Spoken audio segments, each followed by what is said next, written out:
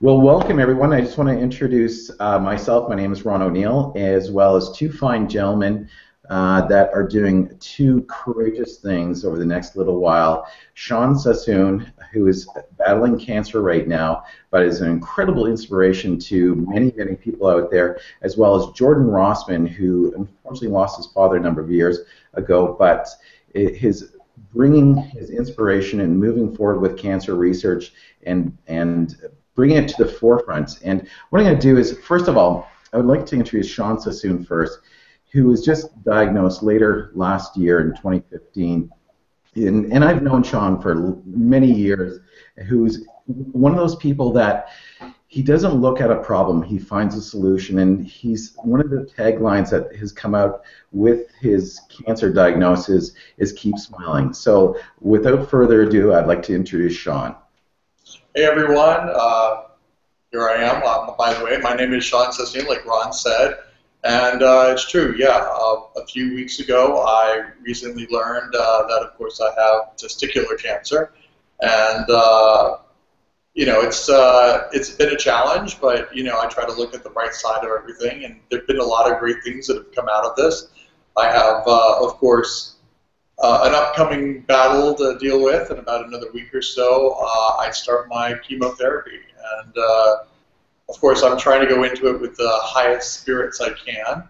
But I think that's the underlying thing, is not to let the negative cloud you. I mean, it's so easy when dealing with cancer to be brought down, and I just refuse to do it. I'm fighting it, and I'm trying to be as positive as I can, and that's about it. I mean, Yeah, and one of the things, Sean, that we really noticed over the last month or so since your diagnosis, right from the beginning, you were kind of forging forward. You've built out a website already, haven't you? Yeah, so essentially, when I was diagnosed, which was December 16th, I prepared for the surgery that I would have on right before New Year's Eve, December 30th. And following the surgery, I think it was New Year's Eve at nighttime, I was kind of, stuck in bed. I wasn't really going to be going out and watching fireworks and enjoying anything, but I suddenly had this motivation that, hey, I need to do something in order to raise awareness, to help people avoid the mistakes that I made, and really, shed some light on the situation. Testicular cancer, at least in the United States, is on the list, I think 26th in line for the killers. And so doctors, I personally think, don't take it as seriously when you visit them. So knowing all that and doing the research and seeing that the death rate was a low number, like 380, but that's still a death rate. It means people still die from it. I felt it was necessary to create a website. So literally at 2 a.m., right after New Year's, I bought a domain name and bought hosting and started to punch this thing out. I kind of surprised myself, because within, I think, about a 12-hour period, I had punched out this massive site with links and information and a log and the whole nine yards. And people, friends of mine and people I work with, were kind of looking at the site and saying, "How did you do this in quite literally 12 hours?" And I was just so motivated by the idea that I could help one person, and so that's what drove me to create the website. It's what drove me to, later on we'll talk about, the charity, and to just really do the best. I mean, going and creating a Facebook page, whatnot, to really just raise awareness and to get people to recognize that, even the littlest things have a huge impact, and that you really, and we'll talk about this a little bit later as well, but when a doctor says something to you, you don't necessarily have to take them by their word. Doctors are educated guess professionals. That's what they do. They guess their way to finding a solution with the facts that are put in front of them. And if you listen to that first doctor, and the doctor ends up being wrong, it's game over. So you really have to question everything. Yeah, and what's powerful in that statement is that going over the last month with you, Sean, realizing one of the things that you said was getting a second diagnosis is perfectly fine, and you should do that because what we're finding, and very similar to Jordan's story, is about educating our doctors. You know, as you said, this was a situation where you felt it was worse than it was, and you took the initiative to get a second diagnosis. You worked for it, and one of the things is that instead of it, you know, once you were diagnosed and once you realized that unfortunately the first doctor, you know, there was a challenge there with him diagnosing it, you still kept it positive. But now your goal is to educate not only people out there on testicular cancer, but also doctors as well. Right. I mean, that's exactly it. I mean, essentially, back in May of 2015, I noticed a lump. And it was a very small lump, but it was a lump. And I went to go see my primary doctor. And my primary doctor said, well, you know, it could probably just be an infection. And he suggested that I take antibiotics. So I took the antibiotics, and nothing occurred. We had an ultrasound. The ultrasound kind of, you know, saw something, but nothing that was an alert to cancer. And a few months went by, and suddenly, you know, the mass that was there started to grow. It started to get a little bit bigger, you know, size of a penny, size of a nickel. And so I turned around and I said, you know, what else can I do? He referred me to another doctor, urologist. And I went to go see this gentleman. This gentleman, you know, once again said, I think it's an infection. Let's put you on antibiotics again, you know. And so I was on antibiotics, and push come to shove, when it was finally all said and done, he said, you know, a lot of times these things just resolve themselves on their own. Yeah.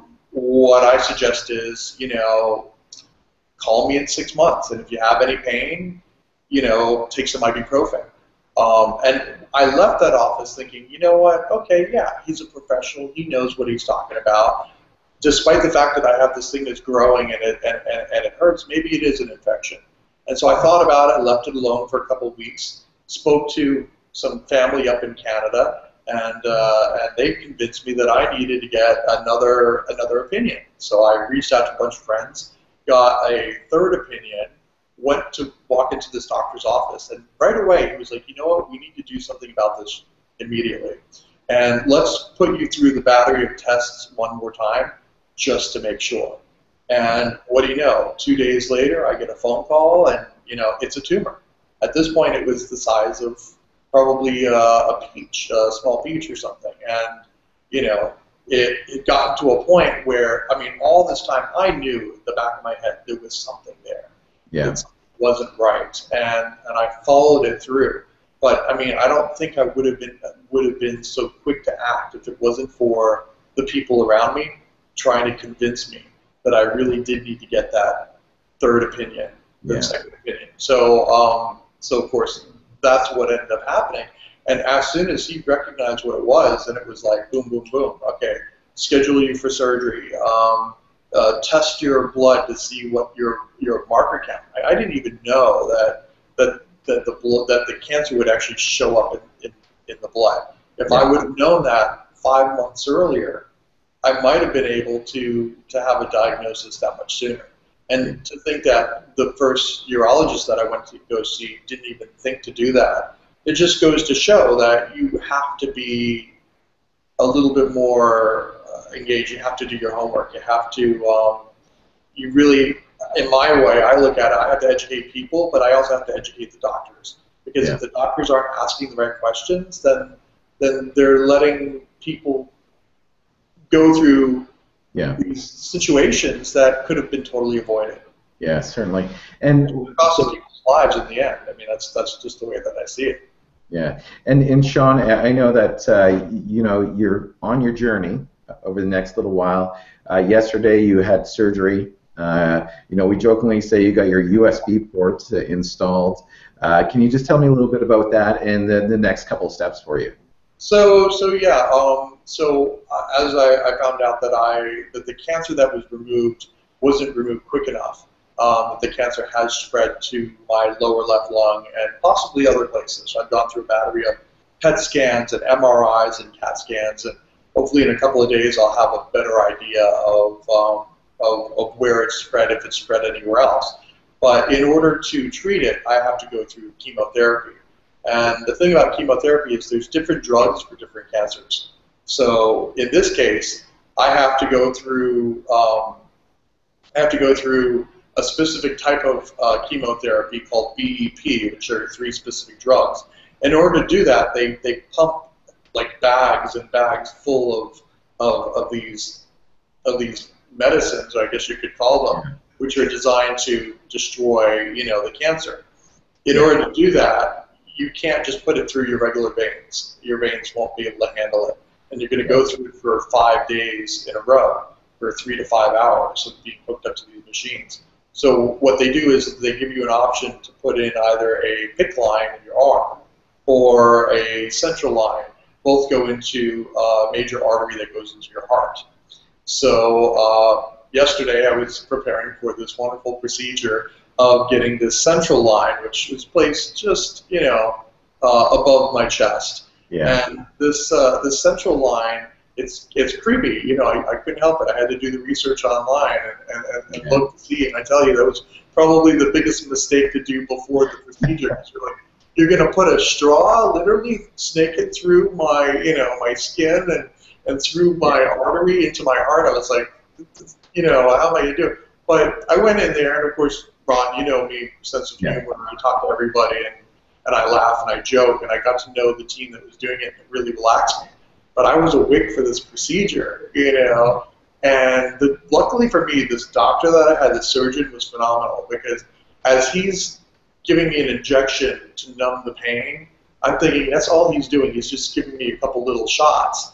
Really, he was doing the whole procedure. So when I said, okay, I don't feel anything anymore, he said, oh, I'm done. You don't have to worry about it. I'm like, done? What are you talking about?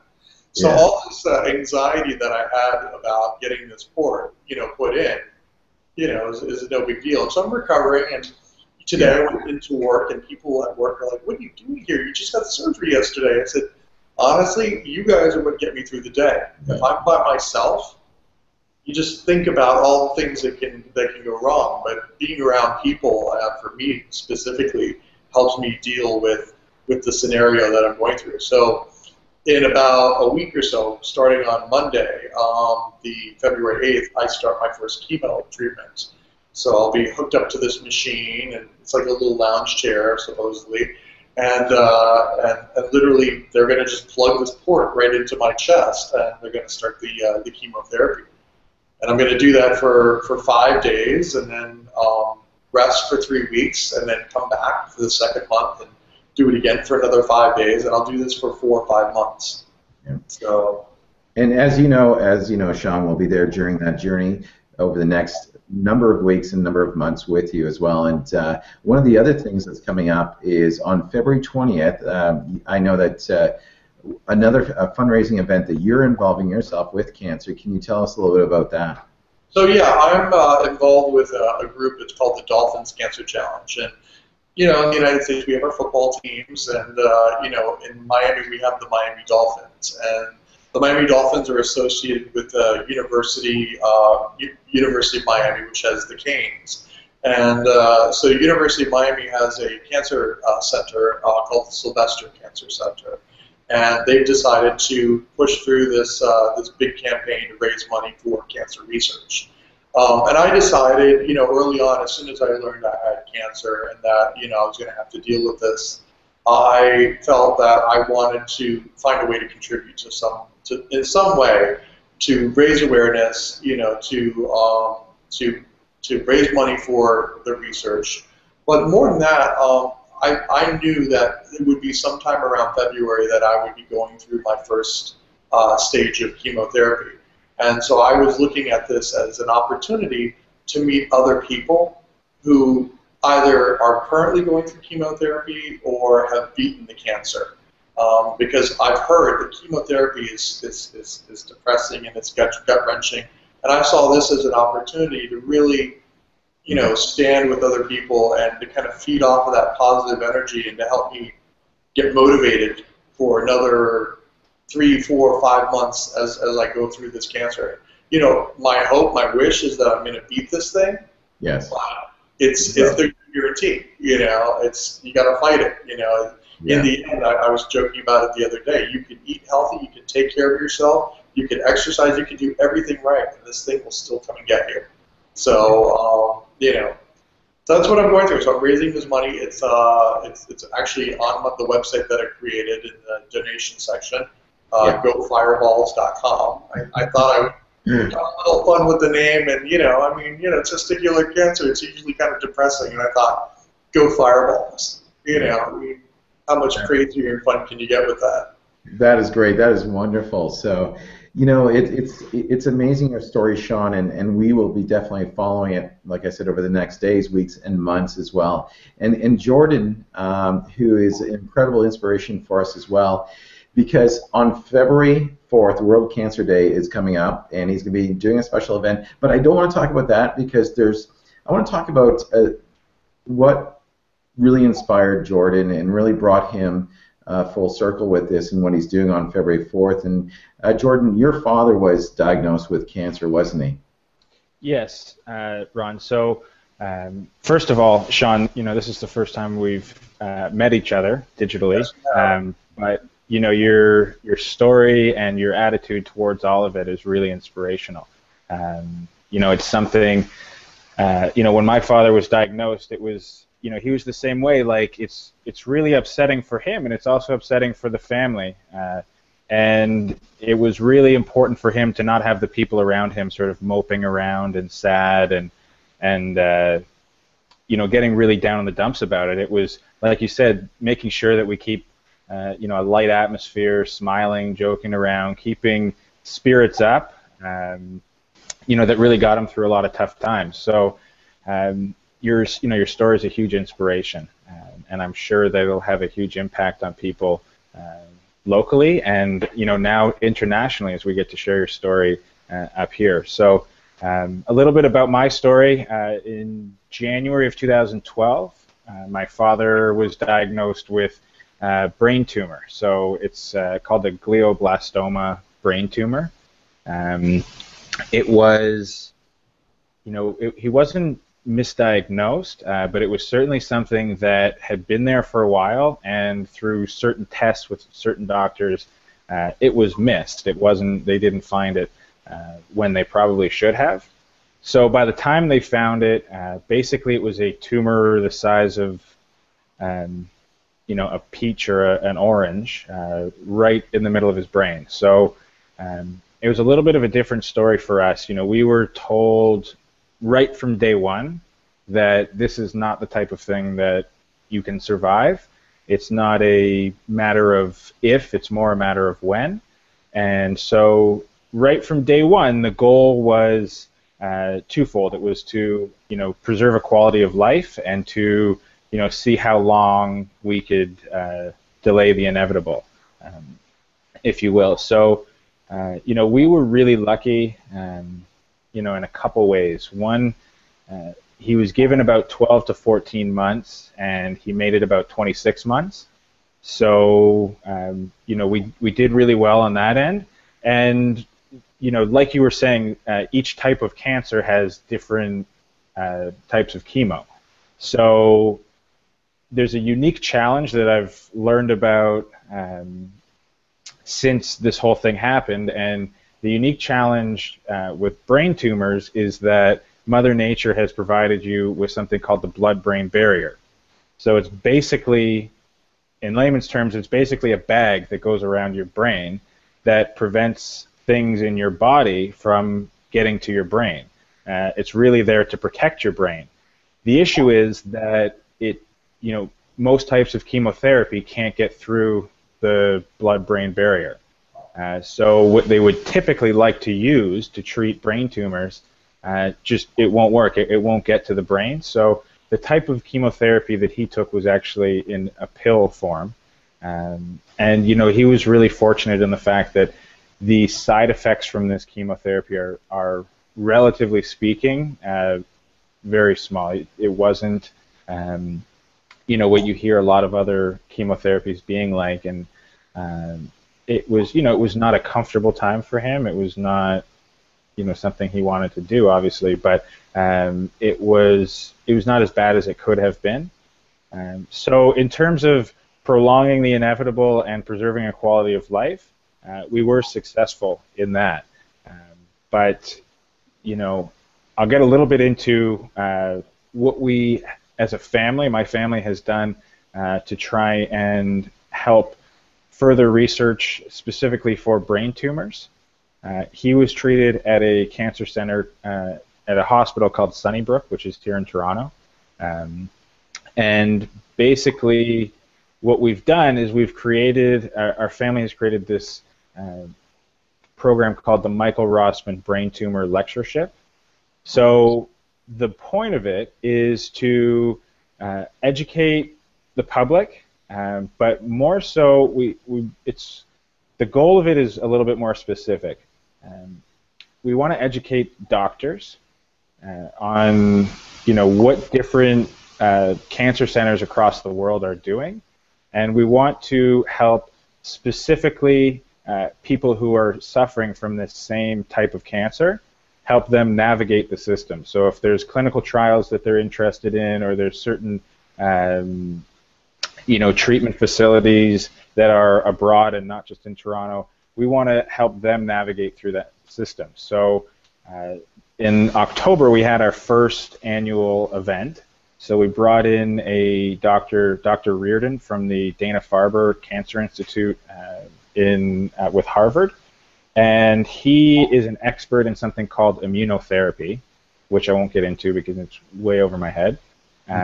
But basically, you know, we were talking with my dad's oncologist at Sunnybrook, and we said, like, you know, what can we do that's actually going to have an impact? Cancer, in general, is heavily funded, but sometimes you feel when you donate to the Cancer Society of Canada, you feel like that, you know, those dollars may be lost in this big world of who knows what. So we said we want to have something that has an impact. So as an oncologist, what do you guys want? Like, what does the medical community say? We really need this. So what he highlighted was, you know, he said magic really happens when doctors from cancer centers across the world get together and talk about what they're working on and share ideas. And that's really where a lot of the breakthroughs in the last few decades have happened. When one doctor from a city in the West Coast comes over to talk to a doctor on this coast, and they compare notes, and, you know, the doctor may say, oh, you're working on something, and that may be the key to what we've been trying to figure out. So when you bring them together and they communicate, that's where a lot of these breakthroughs have happened. So we've tried to bring in doctors from abroad to come and talk to the doctors here at our cancer center at Sunnybrook. And also, so we had I would say about 15, 20 doctors from Sunnybrook, and we had about 60 to 80 patients and their family. That, you know, we opened it up to a question and answer period, and there were a lot of patients that really, you know, as you can relate to, Sean, I'm sure you get this horrible diagnosis, and you know, you're in shock, and then you say, now what? Like, where do I go from here? Right. So Yeah. Part of our goal is to help people, you know, realize what's that first step, or maybe what's that next step. So that's really what we're trying to do. And one of the things, Jordan, is coming up on February 4th, World Cancer Day. You're doing something extra special as well at 11 a.m. on the February 4th at the Royal Victoria Hospital here in Barrie, Ontario, Canada. You're going to be doing something as well. What are you going to be doing that day? Well, Ron, you know, it's interesting. I've had all this great feedback since I started talking about it, and people say that's great. I'm, you know, really happy. What I'm doing is really not all that brave. I'm shaving my head. I've been growing my hair out for it. My hair, I'm like a few weeks past due on a haircut. So I'm shaving it for World Cancer Day, which really, you know, that was sort of my first idea of what I could do this year. And then, you know, from there, I'm really excited about it. I think it's going to be a great event. It's going to be, you know, like you were saying, Sean, it's a horrible disease. Can be a very depressing time for a lot of people. So I think it is important to add a little bit of, you know, a little bit of fun to the raising awareness of it and the raising money. So I'm shaving my head, but further from that, I'm also going to be trying to raise a bunch of money this year as well, which will have a much greater impact than just shaving my head. But that's where I'm starting. Jordan, if I could, I would fly right up to Toronto and I would shave your head for you. That would be amazing. Actually, I'll see what I can do. See if I can pull that one off. But well, Sean, I'm planning on making this an annual event. So if that offer stands, I'm going to hold you to it for next year. If this week doesn't work out. Sure, absolutely. But yeah, you're absolutely right. I mean, the fun and it is a huge part of it. I mean, I think for me the most difficult challenge of the cancer diagnosis wasn't for me personally, because I'm a strong person and I have a very positive mindset. Ron said it before. I don't see issues as problems. I see them as opportunities to solve them. And so the challenge for me was sharing the information that I had just learned with my friends and with my family. And I remember the day that I received my diagnosis, I walked out of the office and I drove and I was on the phone with my insurance company for like an hour and a half, driving back to work thinking I was perfectly fine. And then I went to sit down with our HR manager in the office, and I muttered out the words, "I have cancer," and had a complete meltdown. And it was this crazy, bit of emotion, and all I could think about was, I can't have these breakdowns with family members and with my close friends, because I didn't want them to feel, distraught. Because it's interesting, you have this moment of almost like delivering depressing news, and then you share it with somebody and they break down, and then you feed off of that. And so my idea with it was, I'm gonna deliver it with a smile. Yeah. As horrible as it possibly can be, I'm gonna deliver it with a smile. I'm gonna deliver it with optimism. Yes. Because if they laugh and they smile, then it's easier for me to deal with, and it's easier for all of us to deal with. It's the single, I think, biggest challenge when dealing with cancer is the stigma around it. I mean, your charity actually blows my mind, because, when you look up testicular cancer 30, 40 years ago, the odds of survival were 5%, 0.5%. People who got it, 40 years ago, 50 years ago, they were almost certainly, written off as not being able to survive it. And it was because chemotherapy was in its infancy, and the drugs that they were using weren't really having any effect. And it's that collaboration between surgeons and scientists and oncologists that helped them realize that if you take these 3 independent drugs used by themselves that accomplish nothing, and you combine them into a single treatment, you suddenly flip the odds. So now the odds are 95% survival rate, 5% fatality rate.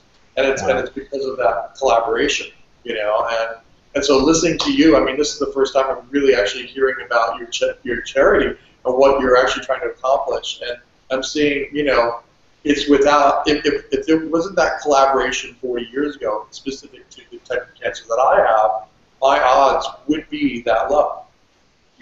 So I'm all for it.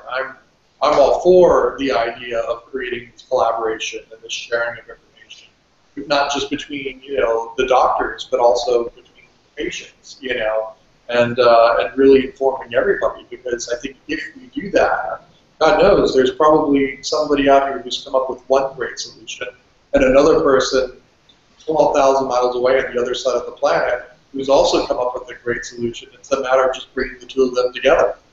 Exactly.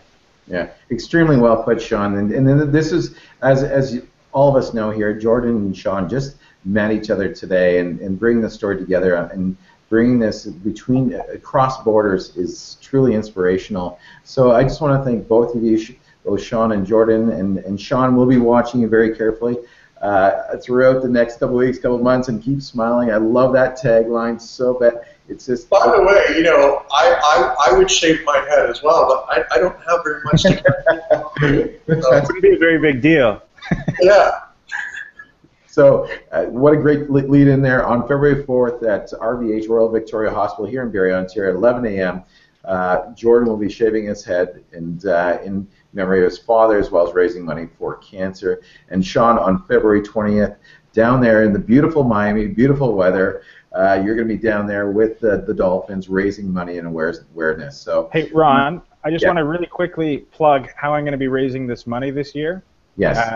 So it's a two-part approach. I will be sharing a page where people can go and make donations, but I've also named it Commissions for Cancer. As you know, you well know, Ron, I'm a real estate agent and wanted to use my network and business to try and bring in some more money than I could have maybe just donated on my own. So I've called this Commission for Cancer, where the first deal that I get before March 1st, now they don't have to buy or sell a house before March 1st, they just have to say they want to. The first one, I'll be donating 100% of my commission check to the RVH Cancer Center, and on all of the other paychecks after that, I'll be donating 25%. So that's sort of the main way I'm trying to raise the bulk of the money, and then also through peer donations online.